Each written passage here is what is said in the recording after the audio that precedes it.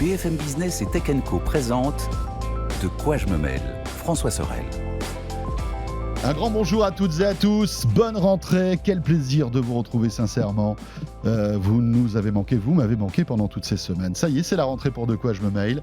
De quoi je me mêle, qui, comme depuis pas mal d'années maintenant, est l'un de vos rendez-vous tech du week-end, à la fois en audio mais aussi en vidéo, le week-end sur BFM Business, dorénavant sur tous les écrans, de l'univers Tech Co. Vous le savez, cet univers Tech Co qui est constitué de trois pilier en quelque sorte, l'émission Tech & Co que j'ai le plaisir de présenter sur BFM Business, mais aussi une chaîne de télé 24/24 sur toutes les box, et puis donc ce site web Tech & Co qui est hébergé sur le site de bfmtv.com. Voilà, comme ça vous êtes au courant de toute l'actualité tech 24 heures sur 24. De quoi je me mêle avec au menu pour cette émission de rentrée, bien justement ce sera la rentrée des constructeurs de smartphones. Je recevrai le porte-parole d'Oppo qui nous présentera en fait les nouveautés qui ont été annoncées par Oppo, notamment la gamme Reno, et puis on reviendra un petit peu sur l'histoire assez intéressante de ce constructeur chinois Oppo. Et puis je vous rappelle que comme d'habitude vous pouvez nous suivre sur les réseaux sociaux. On est là bien sûr sur Twitter, n'hésitez pas à suivre mon compte perso mais aussi le compte de Tech & Co et puis aussi de nos experts, Raphaël Grabli et Anthony Morel qui sont là, et puis bien sûr sur la page Facebook de quoi je me mêle. Bienvenue à vous toutes et à vous tous, bienvenue et c'est parti.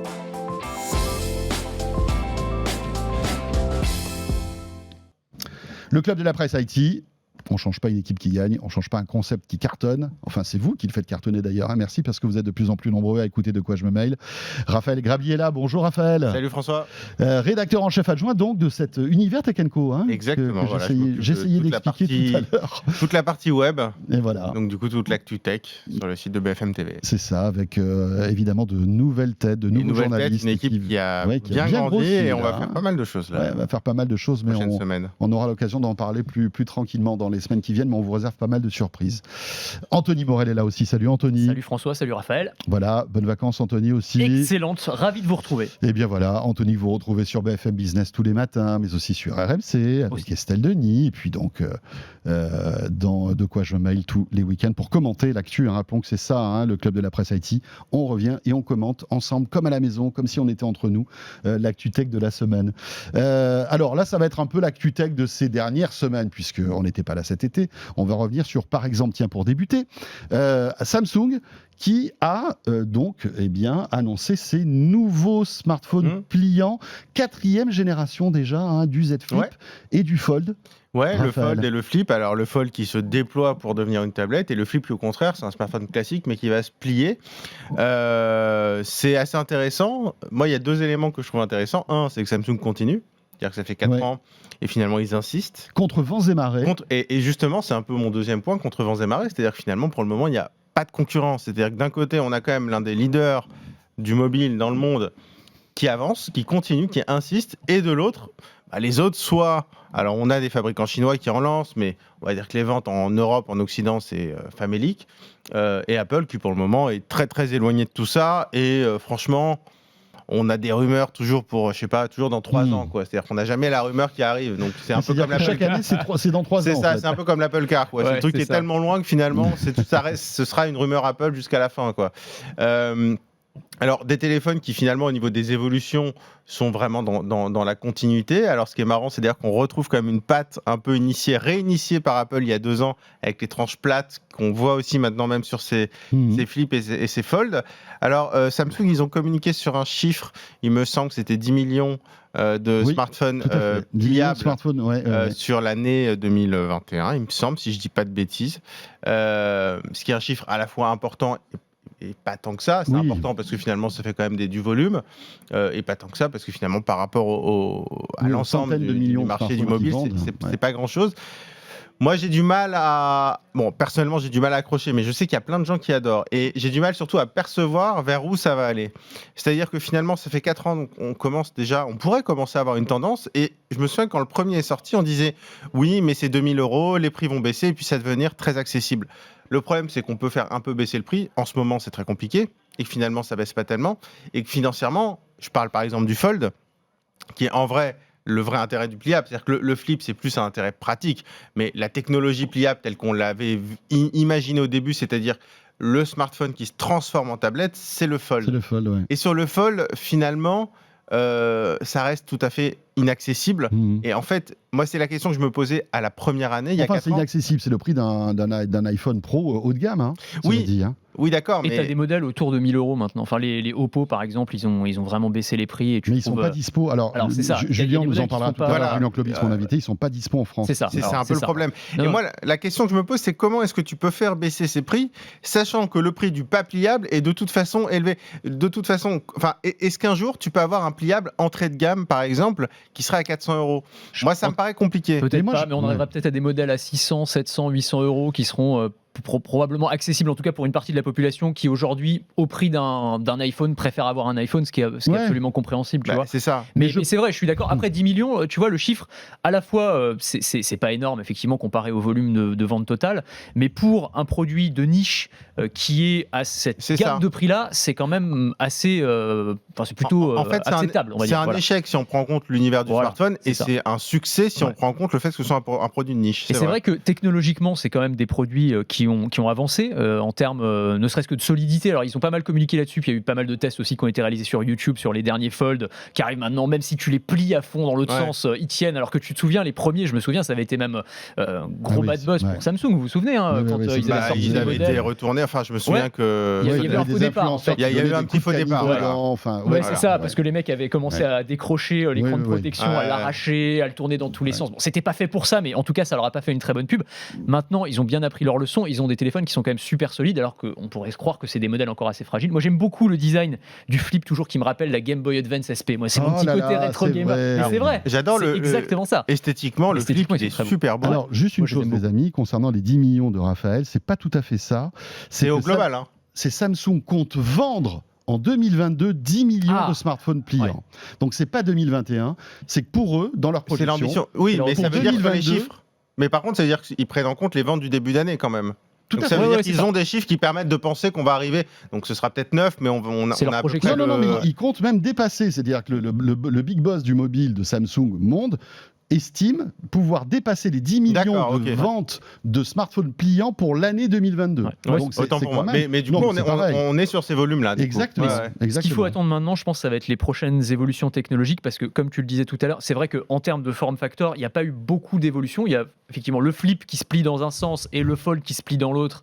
Mais on a déjà vu des concepts de téléphones qui pouvaient se plier en trois, un peu façon origami, de téléphones déroulables, enroulables, qui sont, enfin vraiment, moi, dans les démos que j'ai faites en public, en plateau, ces derniers mois et ces dernières années, c'est le plus flashy, c'est celui, tout le monde te dit ah ouais, mais c'est fou ce truc. Et peut-être que c'est gadget, et peut-être qu'il suffira que tu aies un grain de sable dedans et le truc fonctionnera plus. Enfin, il y aura probablement plein de problèmes. Il faut qu'il y ait un usage, quoi. Il faut qu'il y ait un usage, c'est vrai. Mais en tout cas, il fait son petit effet, ça c'est certain. Moi, ce que je trouve marrant, c'est comment le public s'est approprié.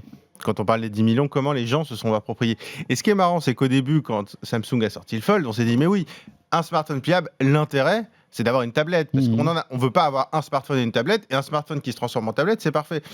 Et finalement, j'ai l'impression que celui qui rencontre le plus gros succès et qui est mis en avant chez Samsung, c'est le smartphone pliable, mais qui finalement se plie pour devenir plus petit.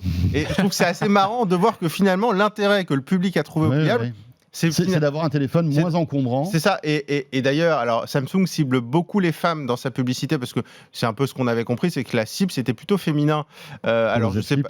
Alors je sais pas pour le Z Flip, peut-être le Fold pas. Non, pour le Flip, pour le Flip. Pour le Flip. D'ailleurs, les campagnes, c'est elle ouvre pour se maquiller, etc. Donc on sent que Samsung, cible le gros cliché. Oui, c'est pas. C'est vrai que ça fait vraiment miroir à maquillage. C'était il y a 3 ans, c'était les premières pubs. Je sais pas s'il le refera aujourd'hui, ça va vite. Je pense. Mais après, est-ce que c'est parce qu'il y a la notion de sac, est-ce qu'il y a la notion que les pantalons des femmes ont des plus petites poches aussi, c'est une réalité. Mais finalement, ce que je trouve assez marrant, c'est que l'usage est totalement inverse de ce qu'on avait pensé initialement. Alors juste pour finir là-dessus, parce qu'il y a quand même aussi des innovations qui vont dans l'autre sens, c'est aussi les ordinateurs portables, tu sais, qui se plient. Et ça aussi, alors je crois qu'il y en a. Alors, au moment où on enregistre, l'IFA n'est pas encore passé, mais voilà, quand vous le regarderez, peut-être que l'annonce aura déjà été faite. Mais Asus notamment qui doit dévoiler, officialiser en tout cas, c'est le Zen Fold 17, je crois, ou j'ai plus le nom exact. exact en tête, qui est cet ordinateur portable. En fait, c'est une tablette et tu le déplies en deux, ça se transforme en une grande feuille finalement, avec l'équivalent d'un ordinateur dessus, quoi, une grande tablette. Tu as parlé de Berlin et de l'IFA, on y sera, voilà, l'équipe de Tech & Co y sera, puisque en fait l'émission Tech & Co sur BFM Business de lundi sera réalisée depuis l'IFA, et puis on vous réserve aussi d'autres émissions que vous retrouverez sur la chaîne Tech & Co. L'IFA qui est un grand salon dédié on va dire à toute l'électronique grand public, dont c'est le grand retour après 2 ans de quasi-inexistence suite au Covid. Ça va être intéressant de voir si ce salon va trouver le dynamisme attendu pour repartir en fait. On vivra ça aussi de l'intérieur. J'en profite parce que moi je suis très content que cette rentrée, on retrouve l'IFA, on retrouve l'iPhone avec le vrai lancement à Cupertino, on va retrouver, on l'espère, le CES. Oui. Tout ça se renormalise. Toutes les restrictions sont derrière nous. Voilà, et c'est quand même ça. Je trouve ça quand même plutôt sympa pour la rentrée, pour les mois qui arrivent. Belle transition avec Cupertino, puisque c'est le 7 septembre. On va en glisser un mot parce que sans doute que la semaine prochaine, on va pas mal en parler. Ça y est, la date a été annoncée. Le 7 septembre prochain sortiront les nouveaux iPhones a priori. Enfin, je dis tout ça un peu au conditionnel parce que voilà, il y a toujours cette dose. Si c'est pas ça, là, franchement, François. T'es pas obligé de t'embarrasser du conditionnel pour l'iPhone. Non, écoute, s'ils nous sortent quelque chose d'autre, ce sera mais s'il n'y a pas l'iPhone, ça va poser problème. Si on suit stricto sensu l'invitation, voilà. C'est Fallout. Mais bon, il y aura les iPhone 14 sans doute.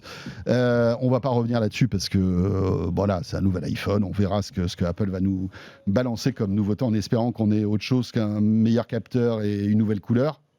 Voilà. Je sais pas si on aura. Tu vas être déçu à mon avis. Non mais attendez. Non mais bon, on verra. Mais en revanche, il y a un truc. Je suis assez d'accord. Qui commence on va dire à bruisser sur le web. C'est une fonctionnalité que là je trouve très innovante. C'est la possibilité pour ces nouveaux iPhones de pouvoir émettre et de recevoir des SMS sans réseau par satellite. Ouais, c'est ça. T'as 0 barre et tu peux quand même envoyer des SMS. C'est pas mal. C'est assez classe. Ça, alors là, une fois, bon voilà, on taquinait un peu Apple sur ces trucs-là, mais encore une fois, innovation de rupture. Ça, c'est vraiment pas mal. Qui vient de chez Apple, qu'on n'a jamais vu sur des smartphones. Rappelons qu'avant, les smartphones satellites, c'était des gros trucs avec les grosses antennes. Ils ne pourront pas le faire tout seul. C'est ça. Voilà. Oui, mais ça va être le premier téléphone. Qui l'intégrera en natif. Ils sont alliés, en fait, visiblement, parce que c'est encore une fois du domaine de la rumeur, mais ils sont alliés avec un opérateur qui s'appelle Globalstar, qui est spécialisé dans les satellites et qui a apparemment annoncé avoir acquis 17 nouveaux satellites pour le compte d'un client mystère, mais enfin... Commence par un A et qui finit par un E. Qui a Cupertino, visiblement. Donc voilà, on n'en dit pas plus, mais enfin, il y a quand même des doutes. Et c'est à travers ça, en fait, à travers ces satellites, que on pourra, depuis un iPhone, obtenir, même dans des zones hyper reculées, où on a absolument 0 réseau, 0 barre de réseau, un tout petit peu de connectivité pour pouvoir envoyer un SMS. Alors, on peut imaginer des cas d'urgence, tu vois, t'es en randonnée, t'es perdu, t'es dans une zone blanche et tu vas pouvoir avoir un tout petit peu de connexion. Alors tu disais, ça va être les seuls à le proposer, oui et non, parce que tu as vu que cette semaine, il y a quand même eu une annonce d'Elon Musk qui s'est allié avec T-Mobile, grand opérateur américain, et qui a annoncé plus ou moins la même chose en fait. Il a annoncé qu'on pourrait bientôt, à travers Starlink, donc la constellation satellitaire d'Elon Musk, avoir une connectivité, y compris dans les zones les plus reculées du monde. Et il donnait un certain nombre de cas d'usage, et notamment, là encore, des cas d'extrême urgence. Tu es poursuivi par un grizzly dans une randonnée dans le Montana, et tu as le temps d'envoyer un petit SMS pour dire j'ai un ours derrière moi. Voilà. Il faut savoir écrire et courir en même temps. Oui, c'est ça. Pas facile, parce que si tu as le grizzly derrière... Avec Siri. Mais bon, il faut que Siri soit fiable. C'est ça. En vocal, ça peut fonctionner, t'as raison. Non, mais voilà, tout ça pour dire. Et alors, la petite nuance aussi, c'est que visiblement en tout cas, avec l'alliance Starlink T-Mobile, tu n'auras pas besoin de changer de smartphone. Ça fonctionnera avec les téléphones existants. Là où Apple, a priori, ça ne fonctionnera pas. En fait, un peu deux versions du même service parce que ça c'est basé sur 2 technos différentes. Et il y en a une où ça passe par l'opérateur et l'autre où c'est vraiment intégré au smartphone. Donc c'est marrant qu'il y ait ces 2 quand même initiatives qui soient concomitantes, si ce n'est que l'avantage d'Apple, c'est qu'il ne dépendra pas forcément d'un pays. C'est-à-dire que ça marchera partout dans le monde, alors que sur Starlink, il faut nouer des partenariats. Mais à mon avis, ce qu'ils feront très facilement aussi, si ça marche bien, avec en France des opérateurs partout dans le monde, etc. Mais on revient, moi je trouve, sur vraiment, j'ai envie de dire, l'Internet par satellite 2.0. C'est-à-dire que l'Internet par satellite tel qu'on le connaît depuis des années, c'est vraiment celui qu'on a qui est hors de prix, qu'on a dans une maison de campagne et qui était vraiment parce qu'on n'avait rien d'autre, qu'on n'avait pas d'ADSL et qu'on était en là, ça reste 2G. pareil. Et c'est sûr que quand on aura la fibre et la 5G, on va en profiter. On va pas passer par le satellite. Mais ça montre cette version 2.0 de l'Internet par satellite. Et puis ça renforce la connectivité des humains, en quelque sorte. Et notamment, t'es en plein désert, il t'arrive un truc ou quoi, t'as pas de réseau. Là, malgré tout, avec ton iPhone, tu pourras envoyer des SMS. Et puis c'est un début. C'est-à-dire que derrière, au début, c'est des SMS. Positionnement satellite aussi, j'imagine. Donc voilà. Cela dit, sur l'envoi de données, alors je sais pas pour celui d'Apple, parce qu'encore une fois, c'est du domaine de la rumeur, mais pour le Starlink T-Mobile, il disait que pour envoyer... SMS, je sais plus, mais pour envoyer une image, c'est de l'ordre de 30 minutes pour envoyer mais pour le MMS, moment, exactement. Mais l'idée, c'est après de consolider. S'il y a un intérêt, c'est de consolider pour en faire quelque chose avec un peu de données, etc. Mais c'est la continuité, c'est-à-dire que maintenant qu'il y a Internet, alors dans beaucoup de pays, il y a plein de pays où il y a des zones blanches, c'est d'aller couvrir maintenant ce qui manque. C'est ça tout l'enjeu. Il y a la moitié de la population mondiale qui n'a pas accès à Internet. Exactement. Et donc, moi, c'est pour ça que je trouve régulièrement, donc là, on parle plus forcément du smartphone, du SMS d'urgence, je parle vraiment d'Internet par satellite. C'est pour ça qu'à mes yeux, Elon Musk, le projet pour moi le plus important d'Elon Musk, c'est Starlink. Pour moi, c'est ça le plus important. C'est plus que Tesla, plus que les autres. C'est Starlink. C'est ça qui peut vraiment changer la donne. On a vu qu'il est en train quand même d'y arriver là où, mine de rien, Facebook et Google ont échoué avec les projets de ballon. On se souvient, il y a eu beaucoup de projets. Et lui, il est en train d'y arriver parce qu'il a mis les moyens, parce qu'il a trouvé un business model via SpaceX. Et donc on arrive pour moi sur la deuxième partie, on va dire la connexion de la planète. Il y a pas mal d'acteurs qui se sont positionnés. Il y a Starlink, donc il y a Globalstar, mais il y a aussi un acteur européen avec OneWeb qui va lancer sa constellation de satellites, etc. Donc on voit qu'on est en train de se voir dessiner en fait la connectivité de demain, parce que peut-être que demain, lorsque vous prendrez un abonnement télécom, vous aurez aussi une connectivité satellite. Et est-ce que c'est pas aussi en train, tout ça n'est pas aussi en train de concurrencer les opérateurs télécoms traditionnels terrestres? Oui, bien sûr. C'est ça aussi qui est assez intéressant. Mais concurrencer, même pas forcément. Moi, j'imagine bien que demain, un opérateur français dise, vous partez aux États-Unis.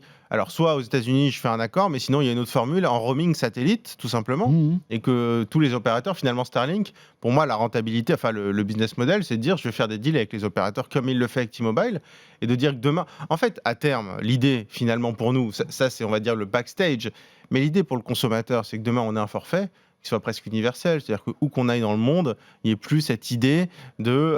c'est-à-dire que soit il y a un accord avec un opérateur, soit c'est du roaming par satellite, mais finalement, on est Internet. La limite de tout ça, c'est le indoor, bien sûr, puisque quand on n'est plus face au ciel, ça ne marche plus, le satellite. Comme si tu avais une antenne relais dans le ciel. Les opérateurs terrestres ont encore quand même, à mon avis... bien sûr. Mais Starlink, quand même, c'est ce qui explique la valorisation folle d'ailleurs de SpaceX, parce qu'on parle beaucoup de SpaceX, des fusées qu'ils envoient, qui redécollent, et c'est extraordinaire. Mais pour l'instant, Starlink compte pour une bonne partie dans la valorisation de... Alors, je crois que SpaceX, c'est 125 milliards de dollars. C'est la deuxième plus grosse licorne du monde, derrière ByteDance, la maison mère de TikTok. Et c'est notamment grâce au réseau Starlink, qui pour le coup est une réalité concrète aujourd'hui dans plein de pays. C'est ça. Et puis SpaceX qui a d'autres cordes à son arc, puisque rappelons que SpaceX fera partie de la mission Artemis aussi, la dernière partie, puisque c'est le module SpaceX qui permettra en fait aux cosmonautes d'atterrir en fait sur la Lune. Donc on voit que c'est vraiment gigantesque ce qui est en train de bâtir. En attendant la colonisation de Mars qu'Elon Musk nous promet toujours. Voilà, ça sera peut-être dans quelques années. On va suivre ça de près. Bon. On referme la parenthèse Apple. On aura l'occasion la semaine prochaine de revenir sur toutes ces annonces. Et c'est rigolo parce que cette histoire de SMS, je me souviens très bien, il y a un an, jour pour jour, on parlait de cette actu. Parce que déjà, il y avait des rumeurs. Il y avait une concernant cette technologie. Éphémère, et je me posais la question, est-ce que l'iPhone 13 aura cette techno visible? Alors, l'iPhone 13 n'a pas eu, mais elle revient sur le tapis pour l'iPhone 14. C'est assez intéressant. Elle reviendra peut-être pour l'iPhone 15. On se rappelle qu'il y a des étoiles sur l'invitation. Alors. Oui. C'est vrai qu'il y a des petites. Alors ça peut être l'appareil photo aussi. Oui. Ouais, mais plus de titres. Far Out. Oui, Far Out, c'est très loin. Exactement. Donc ça peut être dans les deux sens. Ça peut être. Et puis ça peut avoir aucun rapport avec quoi que ce soit aussi, parce qu'ils l'ont déjà fait. Pas ou des rapports plutôt éloignés. Voilà. On verra. En tout cas, cette soirée du 7 septembre, qu'elle soit importante ou non, sera à suivre sur l'univers Tech & Co. Raphaël, rappelons-le. On va mettre le paquet ce soir-là. On sera évidemment sur place. Bien sûr. Alors, Oui, alors c'est Mélinda ou c'est toi qui y vas? C'est Mélinda qui nous a rejoint, Mélinda Davansoulas qui nous a rejoint. Qui vient d'arriver donc dans l'équipe de Tech & Co qui sera sur place. Et puis donc vous allez pouvoir vivre tout ça en vidéo. On va retransmettre la keynote d'Apple bien sûr sur la chaîne Tech & Co avec Jérôme, avec bien sûr Gonzague d'Ambricourt qui sera là. Et puis j'imagine qu'il y aura la version écrite en live sur... on fera tout, on fera toutes les actus, tous les iPhones, l'Apple Watch et puis peut-être d'autres choses. Peut-être l'Apple Car qui va arriver comme ça sur scène. Le masque Apple. Là, on commence un peu à fabuler, les amis. On rêve un peu là. Ouais. Je vous propose de moins rêver avec le métavers, tiens. Wow. Non, je plaisante. Le retour sur Terre est difficile. Le retour sur Terre est plutôt difficile pour Mark Zuckerberg quand même, les amis. C'est vrai. Encore une fois, le pauvre, moi je sais pas, mais si je suis son psy, j'ai du boulot quand même.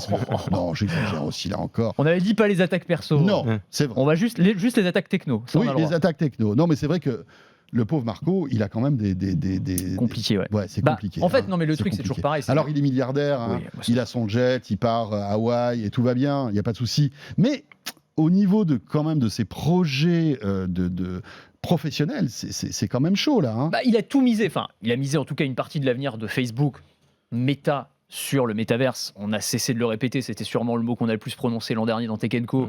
Peut-être que ce sera encore le cas cette année, mais c'est vrai qu'il y a un moment où, sans être trop impatient, et moi je suis assez enthousiaste sur le potentiel de cette technologie, ce qui n'est pas forcément le cas de Raphaël, je crois. Non, pas tout à fait.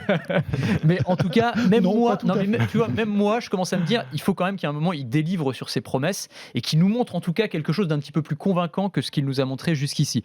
Là, ce qu'on a eu cet été, c'est le lancement en France d'Horizon World, qui est un peu l'embryon de Metaverse tel que Meta l'imagine. Donc en gros, tu mets un casque de VR et tu vas te retrouver dans un monde avec des avatars virtuels, tu peux jouer, tu peux aller à des concerts ensemble. Bon, pourquoi pas, très bien. Et Mark Zuckerberg, pour le lancement officiel, a publié une image de son avatar avec une tour Eiffel derrière lui. Et le problème... Oui, pour annoncer... Enfin, il y avait la tour Eiffel et puis la Sagrada Familia. Voilà, puisque c'est aussi en Espagne et en France. C'est ça. Bon, sauf que l'avatar de Mark Zuckerberg, tu as l'impression que c'est un enfant de CE2 qui l'a dessiné. À la limite, il me ressemble plus à moi qu'à lui, à la limite, j'allais dire. Tu vois, on a un peu la même tête, il y avait un côté Adibou. Il y avait un petit côté Adibou, ouais, c'est vrai. Et la tour Eiffel, alors t'as plein d'internautes qui ont détourné le truc, qui ont retrouvé des tours Eiffel de jeux vidéo des années 90 et qui disaient, regarde, c'était quand même vraiment vachement mieux que dans le métaverse, tu vois. Et donc tu as ce truc où vraiment on te promet Ready Player One de Steven Spielberg, et même la promesse de Zuckerberg, c'est ça. Il disait, voilà, à terme, on aura, quand vous mettrez un casque de VR, vous verrez même plus la différence avec la réalité. Et tu te retrouves avec un truc qui est vraiment, vraiment risible. Et ça, c'est pas possible. Il faut qu'il nous montre des choses qui sont mieux. Alors quelques jours après, il a dit non, mais en fait, tout ça va s'améliorer, et il a montré une version de son avatar un petit peu plus aboutie. Mais enfin, quand même, ça fait pas vraiment rêver pour l'instant, quoi. Donc les conséquences de ce truc-là, c'est qu'il y a je sais pas si vous avez suivi, mais il y a le boss du métavers de Facebook qui est parti. Alors, est-ce que c'est pour ça? On sait pas. Alors, on sait pas si c'est pour ça. Alors, c'est le boss de Horizon World. C'est ça. Parce qu'il y a un VP du métavers, mais du coup, il est directement rattaché. Mais c'est vrai que le boss d'Horizon World, celui qui devait créer ça, qui vient de l'univers du jeu vidéo, il s'est barré. Et en fait, comme tu dis, à un moment, il faut délivrer. Il a posé son masque. Non, mais c'est ça. Mais le problème, c'est que plus il délivre, plus ça a l'air pourri. C'est ça le problème. C'est qu'il y a un moment, tout ce qu'il délivre, c'est inquiétant. Et c'est vrai qu'on ne comprend pas tellement la stratégie. Enfin, moi, j'ai l'impression que c'était depuis le début, de toute façon, une énorme stratégie de diversion. Et puis, ils disent, on va investir. À l'époque, ils avaient parlé de 10 milliards, il me semble, dans le métavers. Bon, je veux quand même juste noter un truc. Ils ont lancé Horizon World en France et en Espagne. Le truc n'est même pas traduit en français et en espagnol. Donc il y a un moment, comment est-ce que tu peux être crédible vis-à-vis des investisseurs? Tu dis maintenant, on met tout sur le métavers, on met beaucoup sur le métavers, des milliards, et on n'est même pas foutu de traduire le logiciel, le jeu en français, quand on le lance en France, et en espagnol quand on le lance en Espagne. Il y a un moment, c'est juste pas sérieux, c'est juste pas crédible. Et donc, on a l'impression qu'il y a que des vidéos en 3D qui sont très, très sympas, très rigolotes. Il y a des prototypes de casques qu'on montre à la presse comme ça, mais que derrière, il n'y a rien du tout. Et je trouve que c'est hyper inquiétant pour Facebook. Sincèrement, en fait, moi, je comprends juste pas où ils vont. Alors, ils sont en train d'évangéliser un peu les grosses boîtes qui chacun lance leur petite opération de com dans le métavers. Mais pour les gros groupes qui font ça, je vais pas les citer. Mais il n'y a pas trop d'impact. C'est 100 000 euros de foutu à la poubelle parce qu'on a acheté des trucs à la con dans des univers virtuels, et puis ça fait 3 papiers, et puis ça fait le boulot. Ils auront rentabilisé ça en com, finalement. C'est de la com. Mais pour Facebook, où c'est censé être sa stratégie et son cœur de stratégie, il y a un moment, ça va commencer à être sacrément inquiétant. Je tempère un peu ce que tu dis. J'ai le fameux masque, donc le Quest 2. J'ai pas encore pu tester Horizon World, j'ai pas eu le temps, mais j'aimerais bien, pourquoi pas ce week-end, essayer de me pencher dessus et voir à quoi ça ressemble, parce qu'il faut juger quand même avant. Ça lag un peu en plus. Ça lag un peu, t'as essayé ? Ouais, mais c'est vrai qu'il y a beaucoup de... C'est pas et juste une chose que je voulais dire, c'est que en fait, ils sortent un nouveau masque là. Oui, ils vont sortir un nouveau casque. La roadmap est claire. En octobre, il y a un nouveau masque qui va sortir, alors qui va coûter horriblement cher, mais qui sera, d'après ce que j'ai pu comprendre, parce que ça commence aussi un peu à fuiter, qui sera vraiment, super. On va dire, un upgrade de ce que sera le Quest 2. Donc peut-être que ça changera un peu la donne. Mais le casque suffit pas. C'est-à-dire que derrière, si tu n'as pas le contenu qui suit, le casque il peut être absolument génial, si tu veux. En fait, le problème, pour moi, c'est un problème de communication. C'est-à-dire qu'ils sont partis. Enfin, ils ont communiqué beaucoup trop tôt. Là, ce qu'on nous présente aujourd'hui, c'est même pas une version bêta, c'est une version alpha, en fait. C'est un truc qui aurait dû être proposé à des bêta-testeurs, à des technophiles qui adorent ça. Tu le dis, et c'est la bêta, amusez-vous les gars. Exactement. Il y a plein de bugs, on s'en excuse. Exactement. On est en train de construire le futur ensemble, allez-y, amusez-vous. Et pas nous dire, voilà, ça c'est le futur. Et en fait, là, ils ont communiqué en fait auprès du grand public, parce qu'ils ont vraiment bastonné, y compris dans tous les médias mainstream. On a parlé du métaverse. Il y a une étude très intéressante là, qui a été publiée aux États-Unis. Ils ont demandé aux gens, est-ce que vous savez ce que c'est le métaverse ? En leur demandant une définition assez basique. Il y avait 75% des gens qui étaient capables de donner une définition, en tout cas qui voyaient à peu près à quoi ça correspondait. Ouais. Ça veut dire que tu as quand même un truc, c'est entré dans l'esprit des gens. Tu vois, il y a un an, c'était pas du tout le cas. Donc, derrière, si tu leur vends comme ça, tu leur mets dans le cerveau un truc de deuxième vie virtuelle absolument incroyable, avec tous les films qu'on a pu voir, toutes les séries qu'on a pu voir, tu peux pas après arriver avec des graphismes des Sims. Quand tu dis 75% des gens ont une définition du métavers, mais c'est parce qu'on a tous la culture des bouquins de science-fiction, des films de science-fiction, donc on a tous ces images en tête, mais justement cette définition n'a rien à voir avec ce qu'on voit pour le moment. Donc finalement cette définition c'est un fantasme total, mais derrière il n'y a absolument rien. Et d'ailleurs, alors le casque, oui, il va être très cher, donc ça va concerner absolument personne. Pour le moment, alors on doit normalement avoir une version accessible depuis l'ordinateur sans casque, mais pour le moment, il y a Nico Lelouch de chez Numérama qui a fait un papier, qui a été un peu testé aussi le métavers version française, et en fait il explique qu'au global, déjà, ils croisent quasiment personne en France. Bon, à la limite que ça prenne pas. Mais au global, il y a quelques centaines de personnes. C'est-à-dire qu'il y a vraiment personne. C'est ça le problème, c'est qu'il y a vraiment personne. 300 000 dans le monde, je crois. 300 000 utilisateurs dans le monde. Ce qui est peanuts. Non, mais attends. 300 000 utilisateurs quotidien, mensuel, ou qui ont un jour se sont connectés pour rigoler pendant 5 minutes. À l'instant T, c'est vrai que ça ne va pas faire grand chose. Si ça compte les gens qui sont connectés 5 minutes pour rigoler. Là, je pense qu'on fait un faux procès, parce que ça vient d'être lancé. Il y a plein de trucs, tu sais, qu'on a lancé au départ où il n'y avait personne, et puis petit à petit, il faut que ça mature en quelque sorte. C'est pour ça que je dis que c'est une erreur de communication. C'est une erreur de communication. Moi, je veux encore y croire. Maintenant, il faut que Facebook nous montre des trucs très concrets et très solides. Moi, je suis très impatient de voir un peu ce que donne ce casque. Mais tu as raison, il va coûter 1000 balles, ou peut-être même plus que ça, il va pas se vendre. Mais au moins, ça prouve que technologiquement, ça va être intéressant de voir ce que technologiquement, aujourd'hui, fin 2022, on arrive à faire. Parce que aujourd'hui, ça coûte 1004, mais dans un an, ça coûtera 500, et dans 3 ans, ça coûtera 200. Tu vois ce que je veux dire ? Donc, il faut voir. Non, mais c'est le ça contenu, qui est intéressant. Vraiment. Là, c'est maintenant l'enjeu, c'est le contenu. Mais les deux sont intimement liés. Si t'as pas du bon hardware, les développeurs vont se dire bon, ça vaut pas le coup que je dépense des millions là-dedans parce que c'est pas au point. Mais si il y a, on va dire, une accroche hardware avec un truc, regardez, là, c'est pas mal quand même ce qu'on fait. Hein. Bah, peut-être que ça va inciter les développeurs à accélérer. Moi, la question que je me pose, c'est juste, est-ce que les gens en ont envie ? Ça, c'est un autre problème. Bah ouais, mais le truc, tu sais, je pense qu'il faut provoquer l'envie aussi aux gens. Oui, et c'est en clair, leur pushant des trucs nouveaux. Bien sûr, c'est le rôle du marketing. Et on va voir. On reste chez Facebook parce que voilà, entre deux baignades, Marc a dû avoir aussi à gérer cette histoire de chatbot. Oui, il y a eu ça aussi. Moi, c'était mon histoire préférée cet été. Je trépignais d'impatience quand elle est sortie parce que c'était vraiment au cœur de l'été.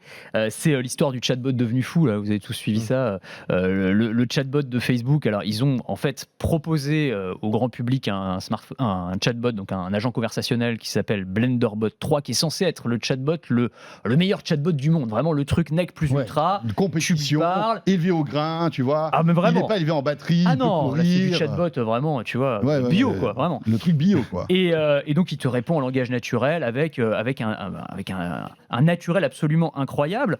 Et le problème, c'est que lorsqu'on l'a mis au contact du grand public, et c'était déjà arrivé, on se souvient de l'épisode Microsoft, on en reparlera peut-être juste après, et ben ce chatbot, il a commencé notamment à dénigrer Mark Zuckerberg, donc son créateur, ce qui n'est pas très reconnaissant, on va dire. Ouais. Voilà. Alors en fait, il y a des journalistes qui ont posé des questions. Oui, Voilà, Il est très fiable, ce chatbot. voilà, alors tu peux le voir comme ça. Alors, je il est donne intelligent. quelques-unes des réponses qu'a donné la machine quand on lui demande « Que penses-tu de Mark Zuckerberg ?» L'algorithme répond « C'est une mauvaise personne. Je ne l'aime vraiment pas du tout. Il est trop effrayant et manipulateur. C'est un bon homme d'affaires, mais ses pratiques commerciales ne sont pas toujours éthiques. C'est drôle qu'il ait tout cet argent et porte toujours les mêmes vêtements. » Enfin bref, j'en passe des meilleurs. Bon, on n'attaque pas le physique normalement. Non, C'est vrai. C'est vrai. Non, mais ce qui est assez marrant, c'est qu'il y a d'autres, parce qu'on retient les réponses négatives, mais en fait, à la même question, ou à peu près la même, il a aussi répondu « C'est mon homme d'affaires préféré, je l'adore. » Oui. En fait, ce que ça montre surtout, c'est que ces chatbots sont complètement idiots et complètement incohérents et qui peuvent répondre absolument n'importe quoi à n'importe quelle question. Ouais, c'est surtout c'est ça, ça. si tu veux. Oui, mais bon, c'est quand même ces IA qui sont censés derrière s'occuper de la modération. C'est ça. Alors. Les gens qui font ces trucs-là sont les gens qui font aussi les IA de modération. C'est ça qui est inquiétant. C'est que quand tu vois qu'il est capable de répondre tout et n'importe quoi, c'est-à-dire qu'en gros, finalement, c'est qu'il analyse très mal ce qu'il lit et ce que tu lui dis, on s'imagine bien la difficulté qu'il peut avoir à analyser des publications sur Facebook, sur Instagram. Bon, chez Twitter, c'est pareil. On imagine bien. Donc, ça montre encore une fois les limites de l'IA et finalement le rôle que ça a et l'importance du fait d'investir dans l'humain. Parce que là, pour le moment, ces IA sur la modération, elles sont catastrophiques. C'est la Magic Et je trouve que l'intérêt de ce chatbot, c'est de montrer finalement au grand public la mesure de la limite de cette IA. C'était l'exemple, alors on parlait de Microsoft juste avant parce que c'était un exemple resté célèbre, vous vous souvenez, il y a Cortana. quelques années. Alors oui, c'était une version de Cortana qui s'appelait Tay, qu'on avait mis en contact avec le grand public et Sur au bout Twitter. de quelques heures sur Twitter, et au bout de quelques heures, comme elle s'inspire évidemment, elle se nourrit de ce qu'on lui dit, elle était devenue nazie en l'espace de 3 heures. Quoi, Mais en gros, c'est pour ça que j'étais hyper étonné que Facebook lance ce truc. Je veux dire, tu sais que ça va. Ouais, tu sais que ça va tu sais que ça va foirer. Ah oui. Ouais. Normalement, ils avaient mis des garde-fous en place pour que ça ne se reproduise Oui. pas. Et de fait, alors à leur crédit, c'est pas allé aussi Non, loin c'est vrai, quand même c'est vrai, c'est vrai. qu'avec Microsoft. Donc bon, voilà. Après, il y a eu quand même quelques petits trucs complotistes, machin. C'est parti un petit peu dans tous les sens. Mais globalement, on voit que c'est pas au point. Quoi. On arrive, c'est presque c'est Jean-Jacques Rousseau, tu sais, c'est l'humain est bon par nature, mais il est corrompu par la société. Le chatbot est bon par nature, mais il est corrompu par la société ça. dès qu'il est en contact avec l'homme. C'est assez dingue. Mais non, c'est une histoire fascinante. Ils l'ont laissé en fait ce chatbot ou ils l'ont retiré? Ils l'ont corrigé et je l'ai pas retesté depuis. Je crois qu'il s'est un petit peu amélioré. Je sais pas exactement dans quel Dans quel état il est. Il faudrait lui reposer la question sur Mark C'est ça. Zuckerberg. Mais ouais, c'est vraiment le mec le plus cool de la Terre en fait. Non, mais si tu veux, après, parce qu'il y a plein d'enjeux. Alors, tu disais enjeux de modération, ça c'est un vrai sujet évidemment, mais il y a aussi tous les sujets de. En fait, ces IA, est-ce qu'on peut parler d'intelligence artificielle, ces chatbots, ces agents conversationnels vont vraiment, dans un certain nombre de cas, se substituer quasiment à une relation qu'on a avec un être humain. Il y avait eu cette application dont j'ai perdu le nom en Chine, où en gros, c'est un chatbot qui simule une relation amoureuse. Et en fait, il y a des gens qui tombaient réellement amoureux de cet agent conversationnel juste par chat, quoi, si tu veux, et qui commençaient à s'échanger des messages, parfois un peu coquins, un peu machin et tout, mais ils y croyaient vraiment au bout d'un moment. Donc il y a aussi, c'est aussi le problème, quoi, c'est que ces machines-là, elles vont devenir à la fois pas très fiables dans leurs réponses, mais de plus en plus convaincantes. Et puis ça met en exergue la misère un peu humaine, parce que c'est vrai que ça prouve quand même un mal-être sociétal. Même sans misère humaine. Voilà, pathétique en quelque sorte. Hein, parce que si on commence à tomber amoureux d'un agent conversationnel, c'est qu'on est au bout du rouleau. Sans forcément misère humaine, moi ça me fait penser à ce dont on parlait avec l'ingénieur de chez Google il y a avant l'été, qui était persuadé de parler à un bot qui était devenu humain. Et c'est ce qu'on se disait un peu, je me souviens, à Vivatech, c'est-à-dire que la crainte, c'est effectivement, c'est pas tellement la machine qui devient folle et qui va manipuler les gens, c'est l'humain, c'est ce que va en penser l'humain. Et c'est l'humain qui va penser que la machine en face de lui a une personnalité, a une sensibilité et des effets psychologiques sur l'humain qui est en face, plus que directement sur les interprétations qu'on peut avoir avec les animaux. Exactement. Pareil, hein. Et on va dire, mon chien est tellement intelligent, il va manger à telle heure, etc. Et machin, en fait. C'est l'anthropomorphisme. C'est l'anthropomorphisme, exactement. Et c'est l'interprétation qu'on a de quelque chose qui est moins intelligent que nous. Et c'est un danger avec les chatbots, mais alors quand tu couples ça avec de la robotique de haute performance, là tu arrives à un truc complètement fou. Quand tu as le visuel, en plus. C'est ça. Alors je sais pas, peut-être on aura l'occasion d'en parler une autre fois, mais allez voir les vidéos du robot Ameca là, qui ont été publiées cet été, Ameca, AMECA.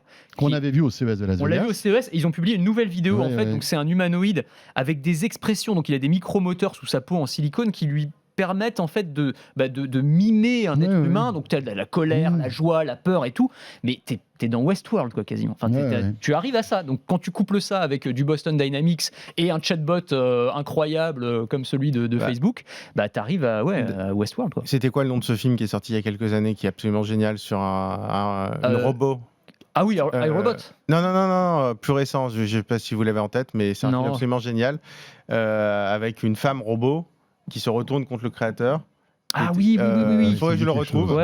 Il est absolument génial. Ouais, en tout cas, si vous l'avez, vous l'aurez, vous tapez film Femme Robot qui est sorti il y a 4 ans, qui est absolument génial. Voilà, c'est vrai que c'est un sujet passionnant. Pour terminer, tiens, il nous reste 1 minute. Est-ce qu'on aura le temps d'évoquer cette petite appli française BeReal qui cartonne sur l'App Store US? Ouais. Anthony. Bah oui, énorme succès pour BeReal, qui est une application qui est devenue virale aux États-Unis et à tel point que, alors tout l'été, j'ai surveillé de temps à autre et elle était vraiment en tête des téléchargements sur l'App Store d'Apple, l'App Store US, toute catégorie confondue, ce qui est quand même pas rien quoi. Ça fait plaisir, on peut être fier de ça. Mais attends, absolument, application développée. Alors en fait, elle est sortie en 2019 et elle est devenue virale là, il y a quelques mois et c'est un ingénieur, je crois, basé dans la Drôme, un gars de 25 ans qui a créé ça. Et en fait, BeReal s'inscrit en faux avec Instagram. C'est une appli de partage de photos. Pour ceux qui ne connaîtraient pas, mais sauf que là, tu ne peux pas prendre n'importe quelle photo. Tu as 2 minutes à un moment de la journée, tu reçois une notification, et là, tu as 2 minutes pour prendre une photo et la publier. Tu ne peux pas la retoucher, il n'y a pas de filtre, et donc tu es obligé, tu es un peu pris au dépourvu, tu es dans le bus, tu rentres chez toi, tu as des cernes sous les yeux, tu es le matin au réveil. C'est pas censé te mettre à ton avantage, et du coup, quand tu vas sur BeReal, c'est la vraie vie de tous les jours de monsieur et madame tout le monde, et donc du coup, ça connaît en tout cas un succès assez phénoménal. Peut-être temporaire, ça on n'en sait rien, mais en tout cas auprès de la génération Z aux États-Unis. Voilà, on va s'intéresser à BeReal. Oui, je trouve ça rassurant parce que finalement il y a deux éléments intéressants. Enfin, on voit des gens, du coup, ça incite à publier ce qu'on vit dans la vraie vie et pas uniquement faire une sélection des meilleurs moments. Ce qui, psychologiquement, quand on est sur les stories Instagram, on ne voit que la sélection des meilleurs moments de ses amis, donc on a l'impression que notre vie est nulle. Donc ça, c'est très sain. Et 2, c'est le double appareil photo, c'est-à-dire qu'on n'est plus uniquement centré sur soi, mais on regarde aussi ce qu'il y a devant nous. Et finalement, je trouve ça assez rassurant qu'une application comme ça ait du succès. Et très rapidement, le film, c'est Ex Machina. Ex Machina, voilà. Yes. Bravo, Raphaël. Qui est excellent. Ton IA est très performante. C'est Google. Ils font des bons chatbots. Merci, messieurs. Voilà, c'est un vrai plaisir que de vous retrouver. Vous m'avez manqué quand même pendant toutes ces semaines. Pareil. Ça fait plaisir de vous revoir.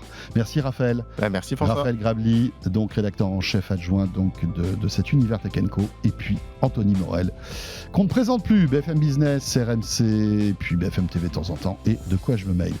Vous restez avec nous. Deuxième partie de quoi je me mail. On va s'intéresser à l'actualité des smartphones et notamment du constructeur chinois Oppo avec son porte-parole français qui me rejoint sur ce plateau. À tout de suite. De quoi je me mêle sur BFM Business et Tech & Co.